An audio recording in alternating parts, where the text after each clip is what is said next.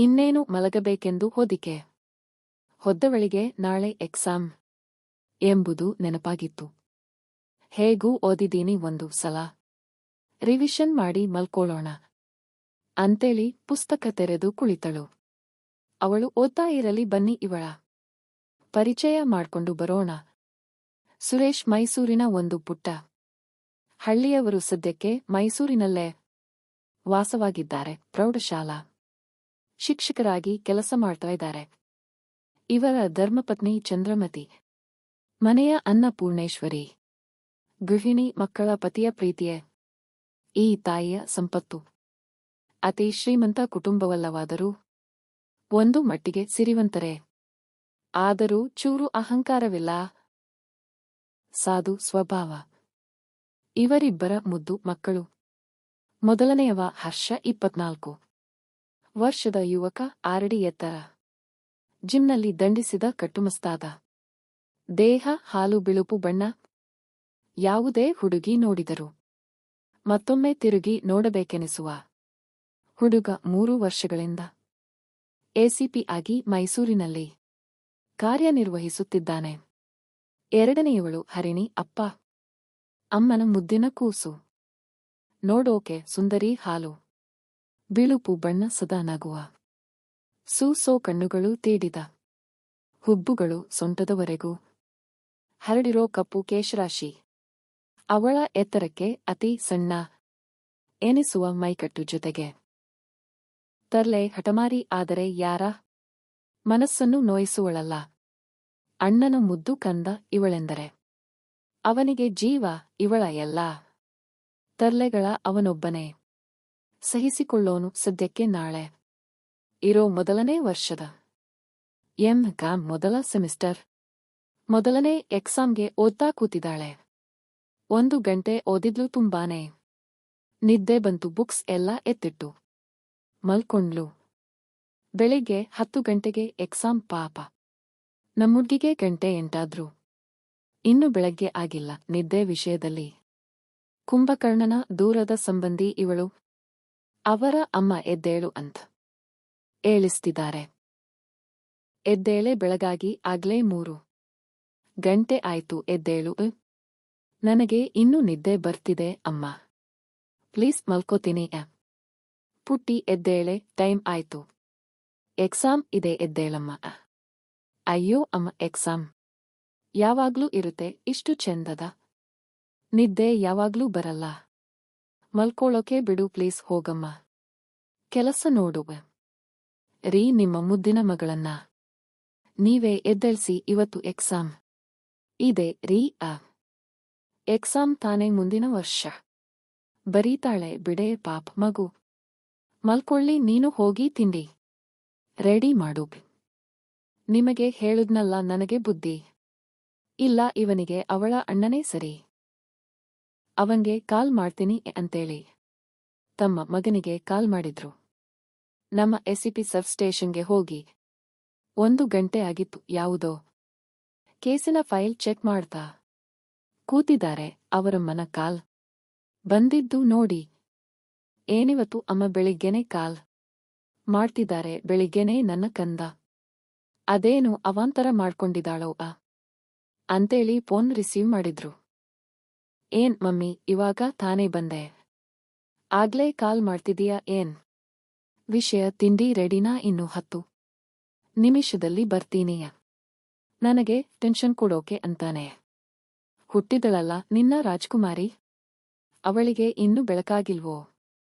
ಎದ್ದೇಳ್ಸಿದ್ರು ಏಳ್ತಿಲ್ಲ ನಿಮ್ಮ ಅಪ್ಪನಿಗೆ ಹೇಳಿದ್ರೆ ನೆಕ್ಸ್ಟ್ ಇಯರ್ ಎಕ್ಸಾಮ್ ಬರೀಲಿ ಅಂತಾರೆ. ಬೇಗ ಬಾರೋ, ನೀನಾದ್ರೂ ಎದ್ದೇಳಿಸು ಅವಳನ್ನ. ಟೈಮ್ 8:10 ಆಗಿದೆಯ. ಅವಳು ರಾತ್ರಿ ಜಾಸ್ತಿ ಹೊತ್ತು ಓದಿದಾಳೆ. ಮಮ್ಮಿ ಮಲ್ಕೊಳ್ಳಿ ಬಿಡು, 8:30ಗೆ ಎದ್ದೇಳಿಸ್ತೀನಿ, ನೀನು ಆರಾಮಾಗಿ ಇರುವ. ತೂ ಕರ್ಮ, ಈ ಮನೇಲಿ ನನ್ನ ಮಾತು ಕೇಳೋರೇ ಇಲ್ಲ, ಏನಾದ್ರೂ ಮಾಡ್ಕೊಳ್ಳಿಯ ಅಂತೇಳಿ ಅಡುಗೆ ಮನೆಗೆ ಹೋಗ್ತಾರೆ. ಹರ್ಷ ಕೆಲಸ ಮುಗಿಸಿ ಮನೆಗೆ ಬಂದು ತಂಗಿ ರೂಮಿಗೆ ಹೋದ. ಮಿಸ್ ಹರಿಣಿ ಎದ್ದೇಳಿ, ಟೈಮ್ ಆಗ್ಲೇ 9:30 ಆಗಿದೆ, ಇನ್ನೂ ಎದ್ದಿಲ್ಲ. ಇನ್ನು ಅರ್ಧ ಗಂಟೇಲಿ ಹೇಗೆ ರೆಡಿ ಆಗಿ ಹೋಗತೀಯ ಎದ್ದೇಳು ಕಂದ. 9:30 ಅಂತ ಕಿವಿಗೆ ಬಿದ್ದಿದ್ದೆ ತಡ. ಎದ್ದು ಕೂತು ಅವರಮ್ಮನಿಗೆ ಬೈಯೋಕೆ ಶುರು ಹಚ್ಕೊಂಡ್ಳು. ಲೋ ಅಣ್ಣ, ನಮ್ಮ ಅಮ್ಮಂಗೆ ಟೈಮ್ ಸೆನ್ಸ್ ಅನ್ನೋದೇ ಇಲ್ಲ ಕಣೋ, ಅಷ್ಟು ಹೇಳಿದೀನಿ 9 ಗಂಟೆಗೆ ಎಳ್ಸು ಅಂತ ನೋಡು. ಎಳ್ಸಿಲ್ಲ ಅವರಿಗೆ ಅವರ ಗಂಡ ಮಗ ಬಿಟ್ರೆ ನಾನು ಕಣ್ಣಿಗೆ ಕಾಣಲ್ಲ. ನಮ್ಮಪ್ಪ ಅದೇನು ಅಂತ ಮದ್ವೆ ಆಗ್ಬಿಟ್ರೋ ಕರ್ಮ ಅಪ್ಪನಿಗೆ. ಹೇಳಿ ಹೊಸ ಅಮ್ಮನ ತಗೊಂಡು ಬಾ ಅಂತ ಹೇಳ್ಬೇಕು. ಆಗ್ಲೇ 9:30 ಇನ್ನು. ನಾನು ಸ್ನಾನ ಮಾಡಿ ರೆಡಿ ಆಗಿ ತಿಂದು ಕಾಲೇಜಿಗೆ ಹೋಗೋದು. ಯಾವಾಗ ದೇವ್ರೇ ಎಂತ ಅಮ್ಮನ್ನ ಕೊಟ್ಟಿದೀಯ, ಐ ಹೇಟ್ ಯು ದೇವ್ರೇಯ. ಇವಳ ಮಾತು ಕೇಳಿ ರೂಮಿಗೆ ಬಂದಿದ್ದ ಅವರ ಅಪ್ಪ ಅಮ್ಮ ಇವಳ ಮಾತನ್ನು ಕೇಳುತ್ತಾ ನಿಂತಿದ್ದರು. ಇವಳು ಮಾತು ನಿಲ್ಲಿಸುವ ಮೊದಲೇ ಅವರಮ್ಮ ಅವಳ ಕಿವಿ ಹಿಡಿದ್ದರು. ಏನೇ ನಿಂಗೆ ಹೊಸ ಅಮ್ಮ ಬೇಕಾ?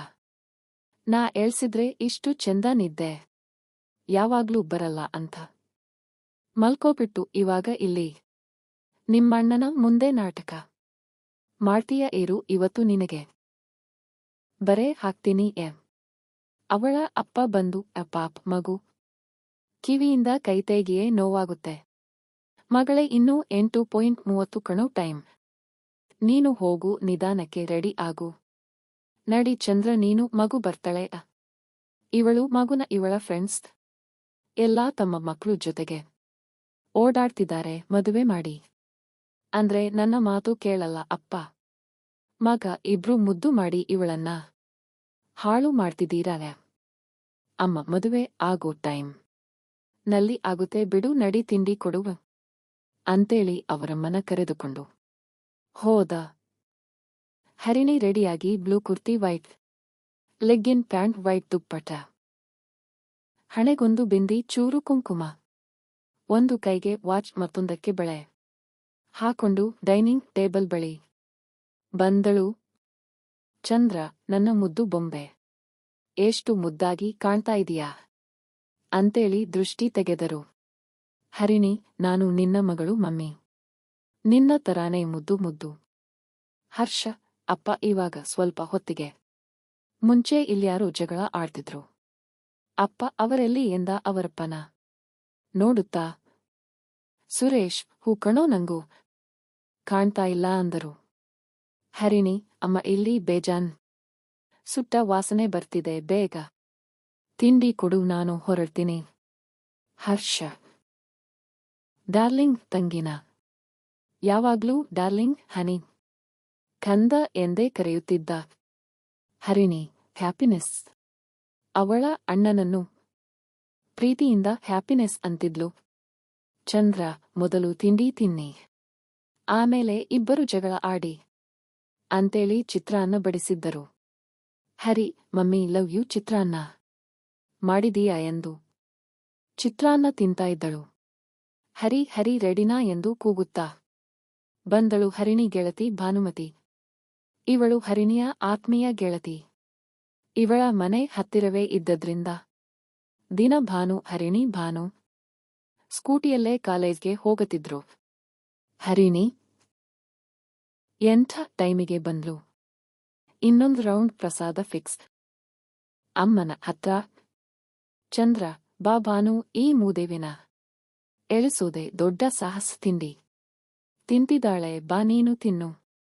ಹರ್ಷ, ಬಾರೆ ಡುಮ್ಮಿ, ಚಿತ್ರಾನ್ನ ತಿನ್ನು ನನ್ನ ಡಾರ್ಲಿಂಗ್ನ, ಹುಷಾರಾಗಿ ನೋಡ್ಕೊಳ್ಳೋಕೆ ಎನರ್ಜಿ ಬೇಕಲ್ಲ. ಭಾನು, ಬೇಡೋ ಕಣೋ ಕಪಿ, ಅಣ್ಣನ್ ನಾನು ಅಮ್ಮ ಮಾಡಿರೋ ಪಲಾವ್ ತಿನ್ಕೋ ಬಂದೆ ಸಾಕು. ಇಲ್ಲೂ ತಿಂದ್ರೆ ದಪ್ಪ ಆಗೋಗತೀನಿ. ಆಮೇಲೆ ದಿನ 5 ಗಂಟೆಗೆ ಎದ್ದು ಸಣ್ಣ ಆಗೋಕೆ ಮಾಡ್ತಿರೋ ಜಾಗಿಂಗ್ ವಾಕಿಂಗ್ ಎಲ್ಲ ವೇಸ್ಟ್ ಆಗುತ್ತೆ. ಹರ್ಷ, ಅಲ್ವೇ 5 ವರ್ಷದಿಂದ ಇದ್ನೇ ಹೇಳ್ತಾನೆ ಇದೀಯ, ಆದ್ರೆ ಇದ್ದಾಗೆ ಇದೆಯಲ್ಲ. ಹರಿಣಿ, ಹ್ಯಾಪಿನೆಸ್. ಇವಳು ಜಾಗಿಂಗ್ ಮಾಡಿ ಬಂದು ಲಲ್ಲು. ಡಾರ್ಲಿಂಗ್ ಭಾನು, ಅಮ್ಮ ಲಲಿತಾ ಮಾಡೋ ತಿಂಡಿಲಿ ಅರ್ಧ ಇವಳೆ ತಿಂತಾಳೆ, ಜೊತೇಲಿ ಯಾವಾಗ್ಲೂ ಏನಾದ್ರೂ ತಿಂತಾನೆ ಇರ್ತಾಳೆ, ಅದೇಗೆ ಸಣ್ಣ ಆಗ್ತಾಳೆ. ಚಂದ್ರ, ಇಲ್ಲ ನಿನ್ನ ತರ ಒಣಕಲಿ ತರ ಇರ್ಬೇಕ ಆ ಮಗು. ನೋಡು ಎಷ್ಟು ಮುದ್ದು ಮುದ್ದಾಗಿ ಗುಂಡು ಗುಂಡಾಗಿ ಇದ್ದಾಳೆ. ನೀನೋ ಗಾಳಿ ಜೋರಾಗಿ ಬೀಸಿದ್ರೆ ಹಾರೋಗತೀಯ. ಭಾನು, ಬೇಕಿತ್ತ ಇದು ನಿನಗೆ ಹರಿ? ಹೆಂಗೆ ನಾನು ನಮ್ಮ ಚಂದ್ರ? ಡಾರ್ಲಿಂಗ್. ಹರಿಣಿ, ಹೂ ಸೂಪರ್ ಬಿಡಿ. ಇಬ್ರು ಹೆಸರಲ್ಲಿ ಇರೋ ಮತಿ ತಲೆಯಲ್ಲಿ ಇಲ್ಲ ಇವಳು. ದೊಡ್ಡ ಕಾಮಿಡಿ ಪೀಸ್ ನಮ್ಮಮ್ಮ. ನನಗೆ ಯಾವಾಗ್ಲೂ ಬೈಯೋ ಕೇಸು.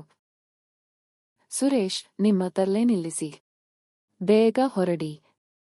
ಮಕ್ಕಳ ಇಬ್ರು. ಎಕ್ಸಾಮ್ ಚೆನ್ನಾಗಿ ಮಾಡಿ ನನಗೂ. ಸ್ಕೂಲ್ಗೆ ಟೈಮ್ ಆಯ್ತು, ಹೊರಡ್ತೀನಿ. ಹುಷಾರು. ಹರಿಣಿ, ಭಾನು, ಸರಿ ಪಪ್ಪ. ಭಾನು ಕೂಡ ಅಪ್ಪ ಅಮ್ಮ ಅಂತಲೇ ಕರೆಯೋದು ಹರಿಣಿ.